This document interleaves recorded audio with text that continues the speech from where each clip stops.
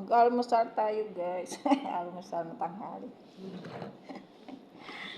Magandang hapon sa inyo, bagay sa Pilipinas. Ngayon pa lang kami mag-almusal. Kape-kape. Kape tayo. Yan ang pagkain namin. Shawarma. Ayan. Iba yung umagaan namin, guys. 11:30 na yata. Ng oras na. Oo nga. 11:27. Hello, musta na kayo, guys? Galmusal pa lang kami. Samahan nyo kami magkapi-kapi. Bye, guys. Kapi muna kami. Magtrabaho muna. Kape muna, magtrabaho.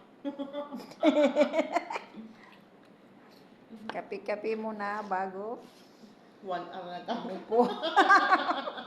Ay, nako. Salamat, guys, sa suporta. Bye.